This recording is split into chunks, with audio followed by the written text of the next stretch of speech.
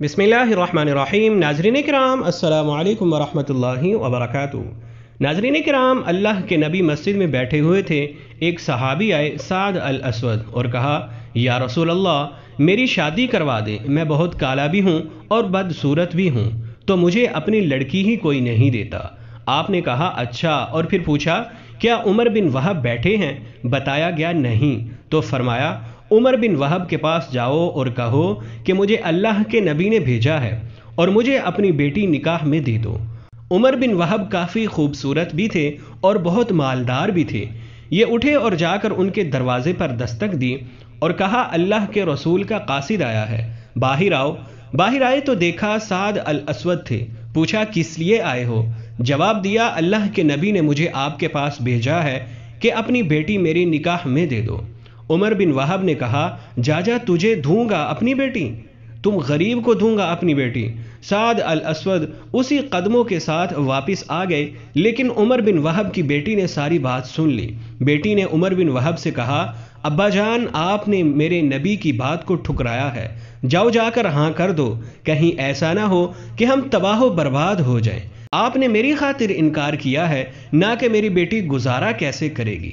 आप जाकर हाँ कर दें, मेरे नबी का हुक्म है, मैं गुजारा कर लूंगी। उमर बिन वहब मजलिस में आए तो साद अल असवद पहले मजलिस में आए बैठे थे।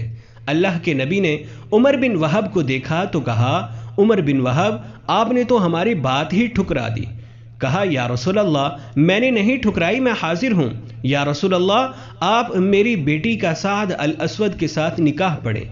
400 दिरहम हक महर तय हुआ।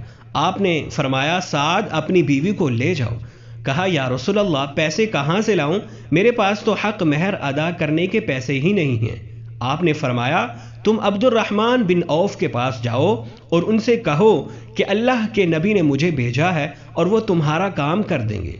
अब्दुर्रहमान बिन औफ वो सहाबी थे जिनको दुनिया में ही जन्नत की बशारत दे दी गई थी, और वो इतने अमीर थे कि उनके बारे में उलमाए किराम लिखते हैं, अगर आज के दौर में होते तो इतना पैसा था उनके पास कि पूरा यूरोप खरीद सकते थे। लेकिन ईमानदार ताजिर थे और अल्लाह के नबी ने उनको दुनिया में ही जन्नत की बशारत दे दी थी। साद उनके पास गए, अल्लाह के नबी का पैगाम दिया तो उन्होंने रकम का बंदोबस्त कर दिया और 400 दिरहम से ज़्यादा पैसे जमा हो गए। साद ने सोचा, 400 दिरहम तो बीवी को हक महर दूंगा, बाकी मैं बीवी के लिए कुछ तहाइफ लिए लेता हूँ, और बाजार चले गए। बाजार में दाखिल हुए तो इतने में ऐलान हुआ कि मदीने पर कुछ बदुओं ने हमला कर दिया है। जैसे उनके कान में आवाज़ पड़ी कि मुसलमानों आओ दिफा करने के लिए, तो बीवी के तहाइफ का ख्याल तर्क किया, एक घोड़ा और तलवार खरीदी और लश्कर में घुस गए। लड़ते लड़ते उनका घोड़ा जख्मी होकर नीचे गिरा और बदुओं ने उन पर हमला कर दिया। तो अचानक दूर से अल्लाह के नबी की साद पर नजर पड़ी तो लपके, साद तुम यहाँ क्या कर रहे हो? तुम्हें तो मैंने तुम्हारी बीवी के पास भेजा था। तब तक साद अल असवद शहीद हो चुके थे। अल्लाह के नबी साद की तरफ लपके, साद के सर को अपनी झोली मुबारक में रख लिया।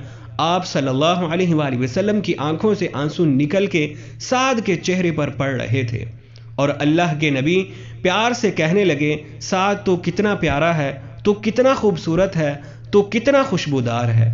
फिर आप सल्लल्लाहु अलैहि वसल्लम मुस्कुराए और फरमाया, रब्बे काबा की कसम, साद हौज़े कौसर पर पहुंच गया है।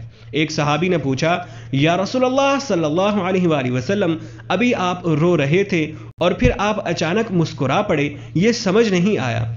अल्लाह के नबी ने फरमाया, मैं रो साद की जुदाई में रहा था और मुस्कुराया इसलिए कि मुझे साद के जन्नत में आलीशान महल्लात नजर आए।